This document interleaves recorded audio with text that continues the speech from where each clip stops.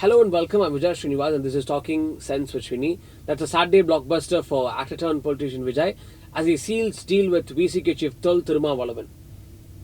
This had pushed him go past the majority mark of 118 and he has met the governor to stake claim for government formation. Joining us to decode all of this is our editor-in-chief, S. Srinivasan.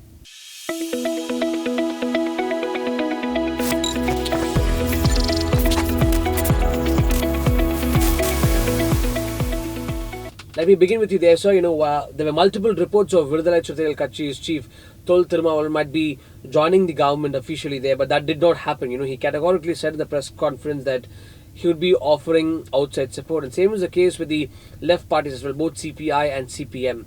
So you believe that this was, in a way, stitched by MK Stalin more than Vijay?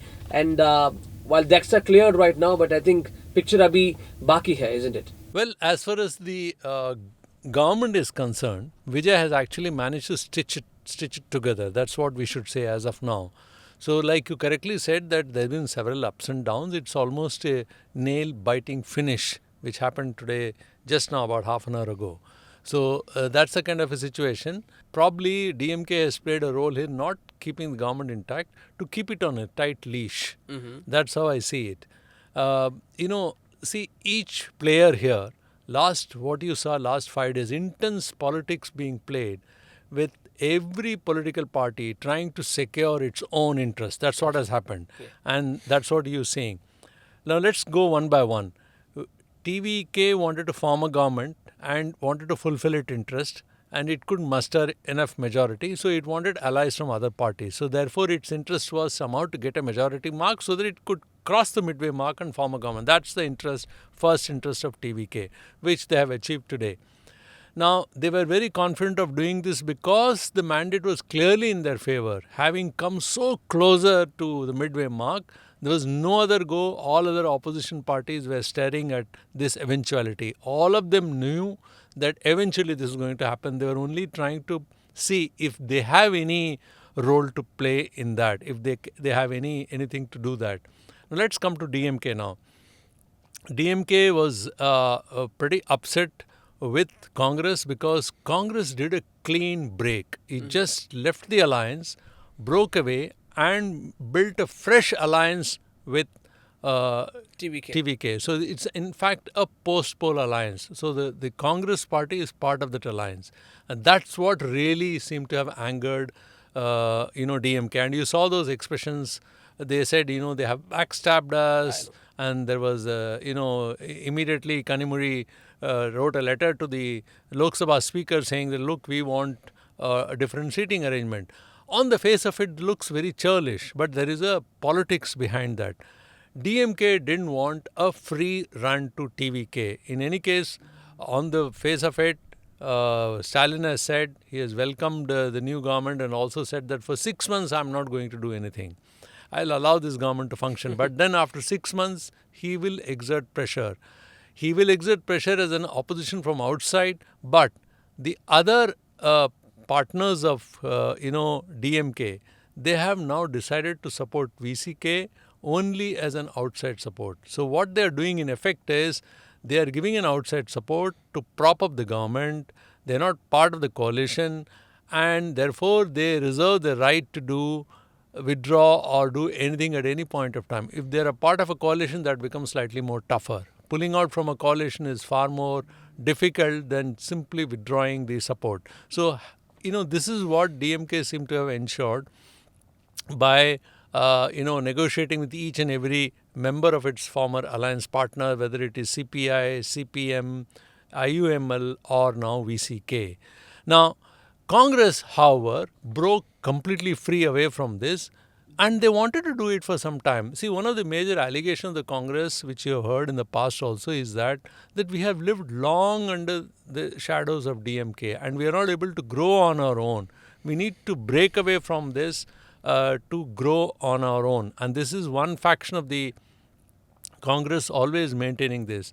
And I feel there was no other way but to break away from the faction completely to come out like this. Otherwise, it would have never been possible. When left parties went and met, consulted DMK and then came out after that extended support, See, their formulation is like this, that we have decided to support TVK to keep BJP out.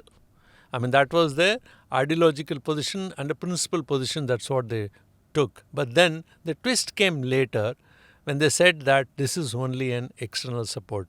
And they also kind of tie themselves in knots, saying that we are going to support TVK, but we are still part of the DMK alliance. That's right, yeah. Now, how it is going to play out is what we'll say as the days roll by. But clearly, they are not in the government, and therefore they don't have ministries. They will be supporting outside. In that sense, they enjoy more freedom.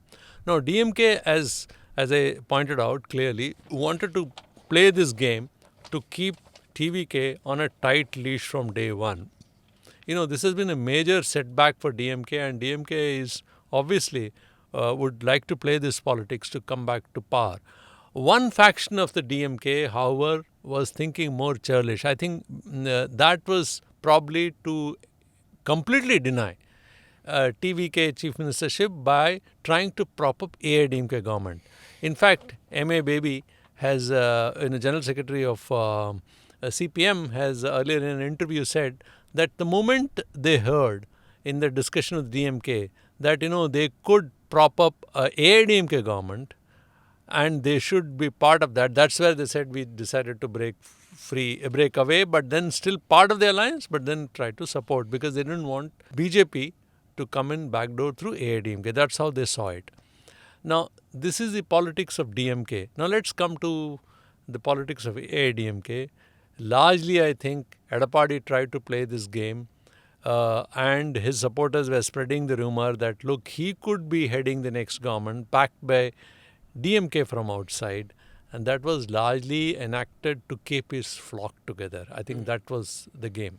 Okay, as we talk of challenges for Tamilnaga Vetri Karagam, I think there is also the AIADMK, the other party which is on the verge of collapse right now.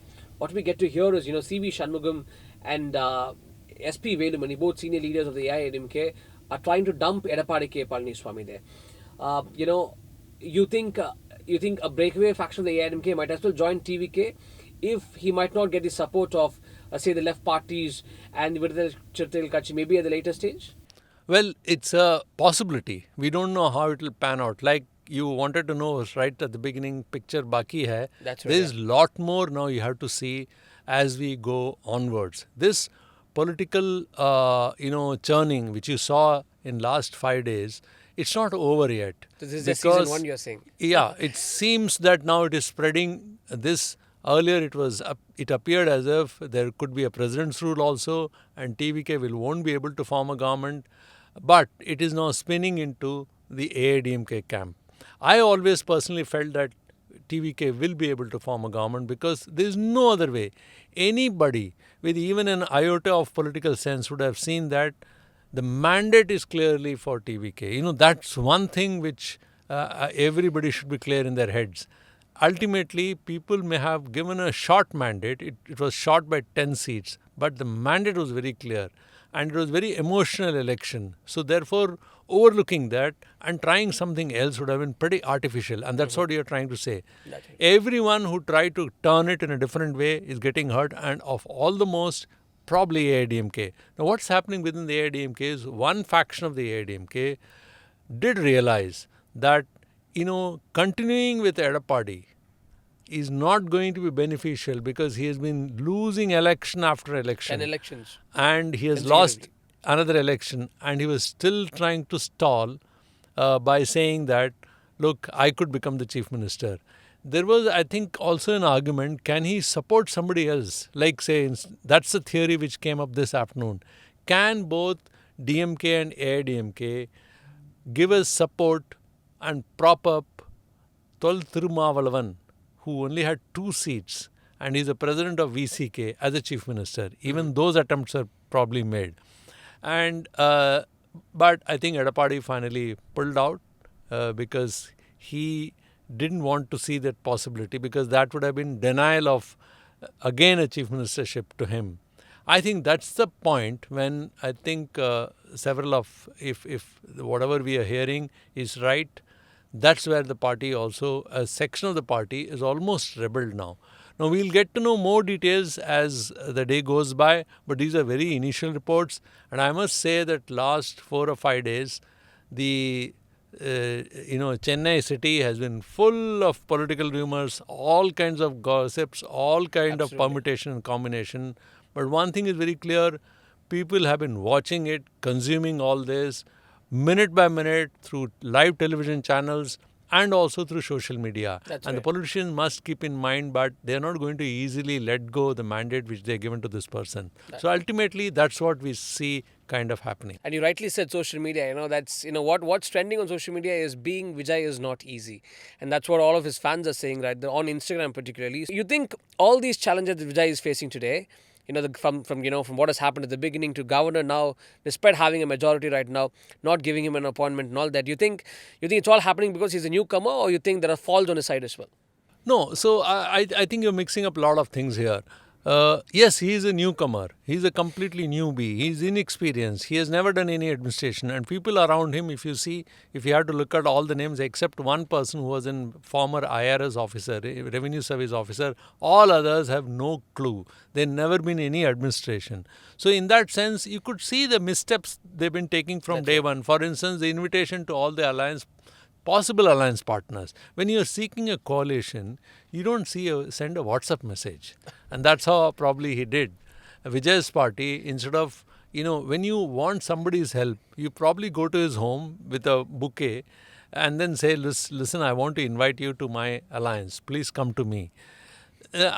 Even the basics of, what they call as politicians or the political niceties were not followed. When he went to meet the governor, Vijay, he did not take a bouquet with him or any other souvenir, which is very seen as a very natural act in Tamil Nadu.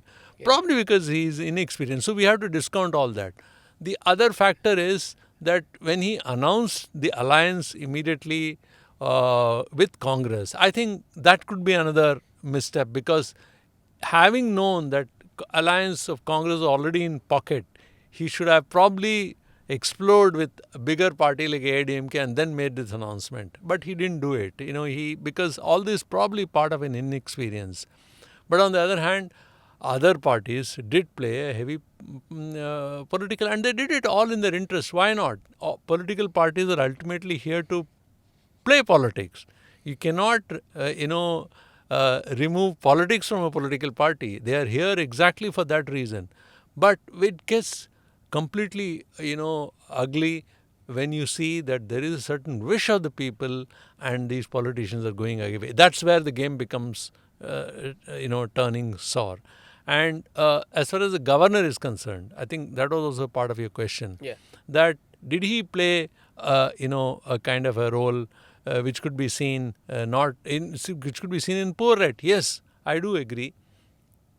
The number of precedences in the past where the single largest majority, the party with single largest majority, as we discussed earlier in other discussions, the order of action to be taken by the governor as decided by the Sarkaria Commission. The first is if there is any pre-poll alliance. Yes, there were two pre-poll alliances, one NDA and the other is headed by DMK. One by AIADMK, which is NDA, the other headed by, Progressive Secular Party or something like that, which is headed by DMK.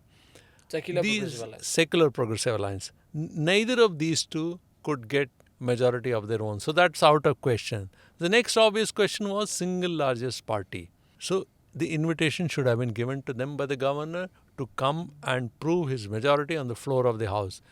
They could have given him, there is no mention in the constitution how much time to be given. It says only as soon as possible.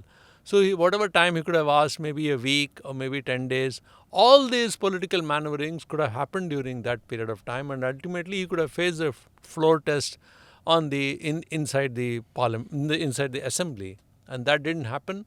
So therefore, in that sense, I would also feel that the governor did play a negative role here. Okay, since it seems like Edappadi is in a bind right now. There's lots of challenges for him. He's been facing poll defeats for over the last 10 consecutive times. And you think it's end game Edappadi Palaniswami? The game is over. The jig is up for him. Well, that's an attempt. We don't know yet. In politics, you can't write off either a political party or a politician. They always find a way of jumping back. But he seems to be in a very difficult place right now. See, there is a certain background to this. Edappadi became chief minister, and it was again pretty accidental.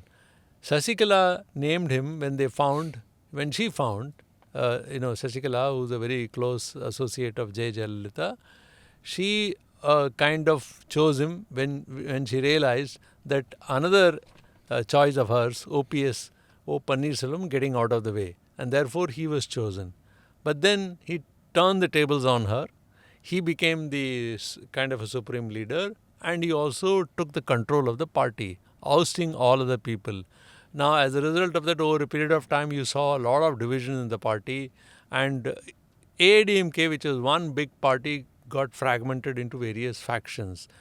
So much so that former Chief Minister thrice, Pannirselvam, quit the party and then went and joined DMK. And there are other factions as well. So Edappadi's target was to keep AIADMK under his control. That's right. Now, there was a faction within the AIADMK which has been constantly frowning at this and saying, no, this is not fair. Let us allow all of us to come together and make one grand AIADMK. This didn't happen because of ambition of Edappadi, who wanted to retain. He was kind of feeling insecure that if other leaders, big leaders come, maybe his control over the party would diminish. I think that insecurity kind of turned negative. He was even insecure in the association when they had an alliance with BJP. That's why he and Annamalai, the former president of BJP, had constant clashes. At one point of time, Annamalai had to, the party, the alliance broke, and they separately fought the election in 2024. As a result, again, the alliance couldn't get anything.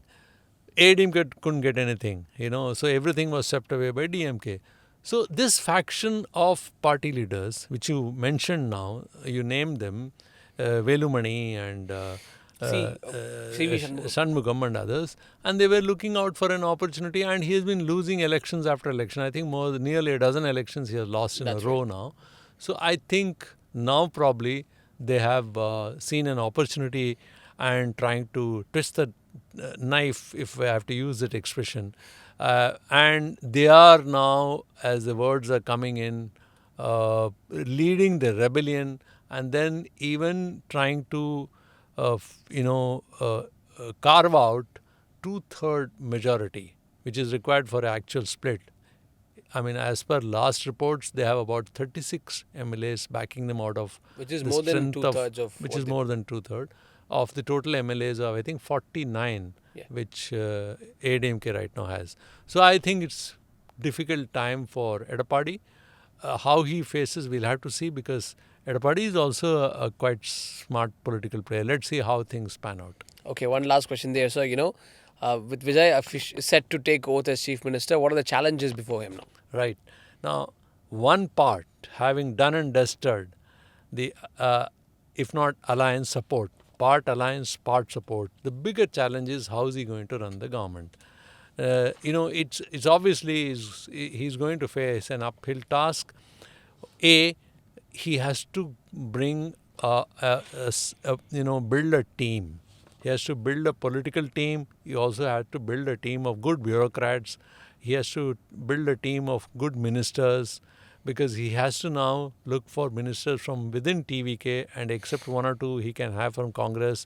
They don't seem to have any great experience, and therefore they'll be completely relying probably on in the bureaucracy. So there are lots of hurdles which he has to face internally. But externally, more than that, he is going to certainly face pressure from the opposition. He could even face pressure from from people who are supporting him, who are extending him outside support and propping him up, which could be VCK, which could be left parties, and of course, openly DMK said that we'll oppose you after 6 months. And again, AIADMK will be opposing them. But of course, for the moment, AIADMK is first to sort out problems within their own party. So things are not going to be easy for Vijay. He has also made a lot of big announcements, massive announcements, which is going to put a huge stress on the finances of the state. So net, wherever Vijay is, there are challenges. That's what people are perhaps That's right, tweeting. yeah. And you see, last 5 days, he got elected on 4th and today is 9th. He has been facing hurdle after hurdle. And the last hurdle is he has yet to secure an appointment with the governor. That's right. So I think it's not going to be easy. It's going to be tough for him. Maybe he'll be able to face it. Thank you very much. Very insightful talking to you. Thank you. Thank you.